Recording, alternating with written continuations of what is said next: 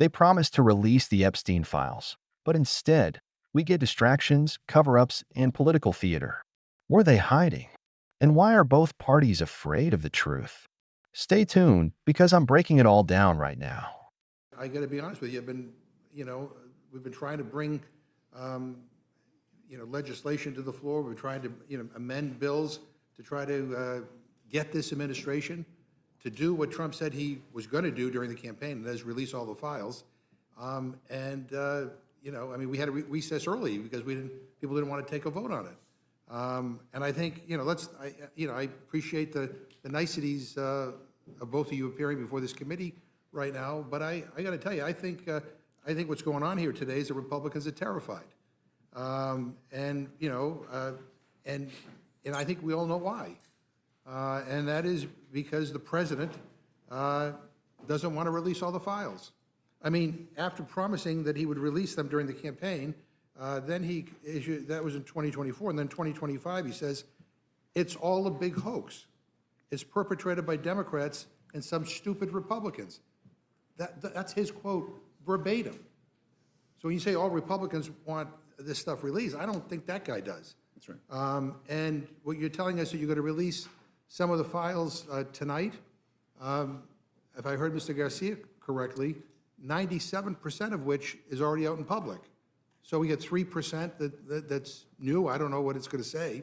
But I just don't understand what the big deal is. Why can't the administration just release the files? You can do the investigation, but just release all the files. Trump and the people he put in charge of the FBI and the DOJ promised that they would. And it's just kind of strange that they haven't done so yet. I mean, don't you think? I mean, we just want to know, what are they trying to hide? Why is this such a difficult thing for them to do? Before we left for recess, you guys all told us that you wanted to release the files and that a non-binding resolution authored by Mr. Norman was an important step forward to getting the Epstein files released. Why hasn't that been called up yet? Mr. Scott had the authority to do so for weeks. He could do so this week. Hasn't done it. I don't know why not. Maybe Mr. Norman can explain to us why his Epstein resolution never made it to the floor. Maybe Mr. Scott can tell us why, would like to share with us why he decided not to call up the rule for its consideration when it was well within his power to do so. But honestly, the answers they give really don't matter, because the resolution was nothing more than a distraction to buy time. And I think we're doing the same again today. But today's resolution is even worse. At least Mr. Norman's do-nothing resolution had a deadline of 30 days. If I'm reading your resolution correctly, there's no deadline. It's just an open-ended distraction with the same goal. Protect the powerful, hide the files, and buy some time for people to forget. So, all that has to happen for the files to be released is one thing. The Trump administration needs to release them. That is all. And if that's too complicated for some Republicans to get their arms around, that's okay, because they're in luck. Someone has already done the work for them, because there is a bipartisan bill offered by Mr. Massey and Mr. Khanna that would force the administration to release the Epstein files while protecting the victims. And Mr. Comer, just for the record, I think you're not in support of the Massey Khanna bill, but let me ask you formally, do you support the Massey Khanna bill to release the Epstein files? We're doing that as we speak. And you said some of the documents were going to be released. All 34,000 documents will be online, hopefully in the next 5 minutes, if they're not now. Yeah, but 97% of which we've already seen. Mr. Garcia. Yeah, I just want to add, first, appreciate the comments, but we should be clear. If it's true, as the chairman said, that every Republican supports disclosure around the Epstein files, then every Republican should sign the discharge petition from Congressman Khanna and Congressman Massey. There's no question. And the key difference in that petition as well is that petition ensures, one, that members of Congress are all on the record on releasing the files, and two, that petition, as you have in front of you, also ensures that the files actually go to the American public, that they're actually released to the public. I appreciate that the subpoena that we forced a vote on is going to our committee, and it's important work. Most of the documents that were sent to our committee, those initial documents were given to right-wing influencers back in February. The files and the full report, according to the Attorney General, were sitting on her desk, ready to be released. We know that the Attorney General herself has shared with the President directly that he is also in the files. The reason, and we don't understand why this cover-up by the President continues to not release the full files. And so the discharge petition is an important additional step forward for the Congress, the full Congress, to be on record to release the full files. And so that piece is important. And it's clear that, well, maybe there are some Republicans in Congress, and hopefully all, that want to see disclosure. That is not the case with the Republicans in the White House and the Department of Justice. So 7 months to get released, 97% of which already been released. But again, Mr. Comer, I mean, do you support the Massey counter resolution, yes or no? We're already doing it. And let me say, the discharge petition does not have the force of law. We've already subpoenaed. You can begin by saying no, and I'll let you. No, look, Mr. McGovern, it's very disappointing that you're trying to politicize this. We're trying to get answers. We're trying to do everything that's in this discharge petition, but you're trying to politicize it. No, it's a yes or no question. It's not a trick question. I mean, do you think... We've already done what the discharge petition's asking. Do you think the resolution saying to keep doing what you were doing is better than a bill that can become law? The bill has no force of law. It has no force of the law. You're just trying to do a political stunt. Look,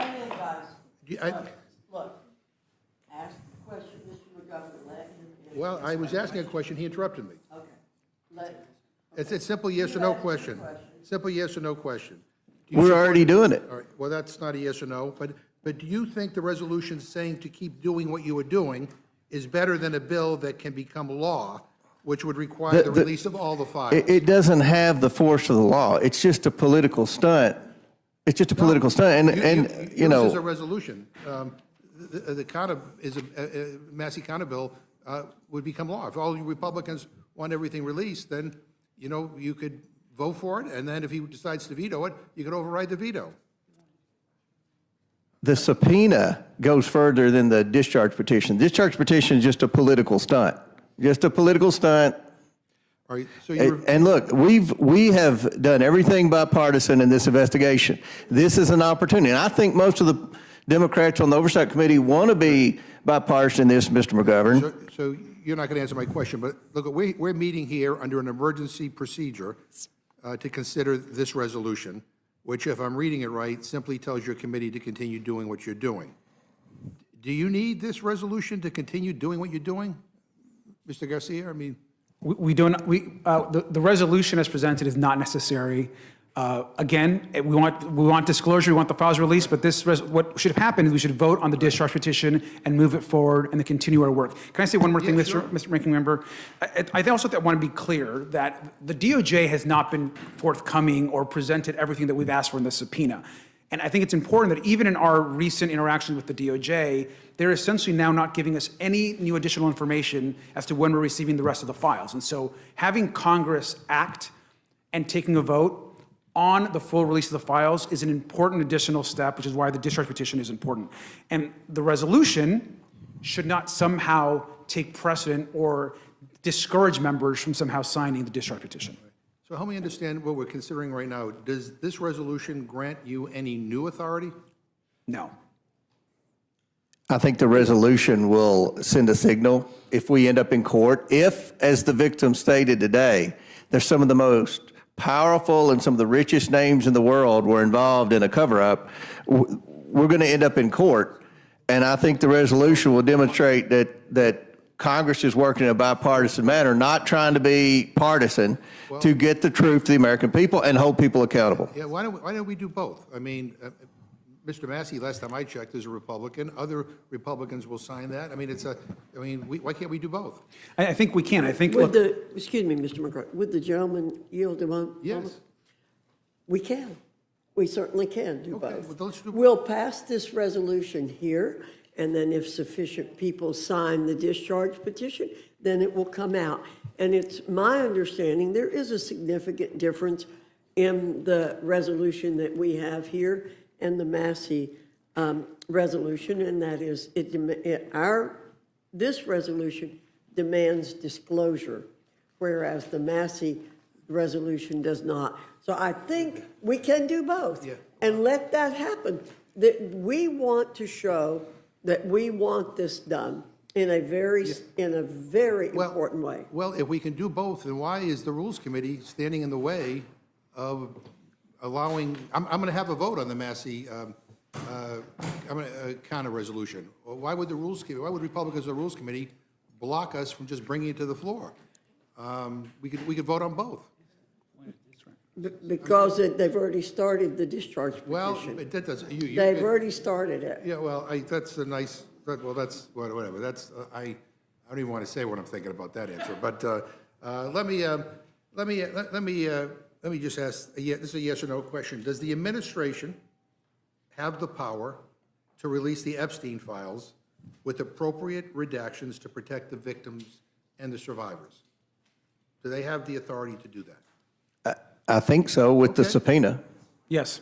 All right, they do, but they're not. And, Mr. Comey, this resolution that is before us right now says that you're investigating mismanagement that led to Mr. Epstein's death. Who was the President of the United States when Mr. Epstein died in custody? I would assume it would have been Trump. Yeah. And I have another, just one last question. You referred to Ghislaine Maxwell as a terrible individual. And I guess the question is, maybe you can enlighten us, what have you done to investigate why Ms. Maxwell was moved to a minimum security facility? I mean, she's a convicted child predator, sent to prison.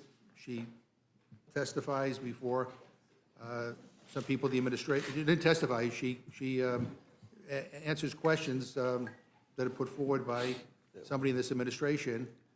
She basically says the president didn't do anything wrong, and then all of a sudden is moved to a minimum security facility. Are you going to do, have you done a hearing on that? Are you doing a hearing on that? We've subpoenaed Ms. Maxwell. She sent a letter via her attorneys and said that she requested that we wait for the deposition until after the Supreme Court rules on her appeal. We're hoping that's this month. So as soon as the Supreme Court rules on her appeal, we'll go in and do a formal deposition. So Mr. Garcia will be there. I'll be there if he wants to be there. I'm not interested. And those questions can be asked. Those are legitimate questions. Well, but I don't think Ms. Maxwell can answer those questions. I mean, I listened to some of her interview, and it sounded like there was no cross-examination. I'm just curious why, after she said what she said, was she moved? So it's not about Ms. Maxwell, it's about somebody made the decision to move her, which I don't think was expected. Mr. Garcia? Yeah, I mean, look, let's be really clear. First of all, Democrats on the committee, we did not support moving Ghislaine Maxwell's testimony after the Supreme Court heard her appeal. In fact, that was a decision that the majority made that we did not support. We think that Ms. Maxwell, before she was interviewed by Donald Trump's former personal lawyer, should have been in front of a bipartisan committee in a deposition. And so, to be clear, and I think it's safe to say that it's an outrage and shameful that Ghislaine Maxwell was moved to a facility where she is now more comfortable and has more access to folks both on the outside and her ability to move freely when she has victimized over hundreds and hundreds of women. And I'll add one more thing to that. We've written to the DOJ, the Federal Bureau of Prisons, demanding answers, yet no response from the Attorney General. We have no idea why she was moved and at whose direction was she moved to that facility. But she was moved, I mean, and correct me if I'm wrong, by this current administration, right? Absolutely. I mean, I think... Again, Welcome back to Jace Manhwa. Before we dive in, make sure you smash that like button to subscribe and hit the bell so you don't miss when we break down the truth the mainstream media won't touch. Now, I just watched this committee hearing, and I have to say, the whole thing is outrageous. They're playing games with the American people when it comes to the Epstein files. Think about this. Trump promised transparency. He said he'd release all the files. And now, years later, we're getting trickle-downs, 97% of which we already had, while the other 3% is being dangled like some big reveal. That's not transparency. That's cover. Were they hiding? Why are both parties, especially this administration, dragging their feet? Democrats want you to believe this is Republicans stalling, and Republicans point the finger back. But the bottom line is the government has the authority right now to release everything. Redact what needs to be redacted to protect victims, fine, but the full truth should be in the hands of the American people.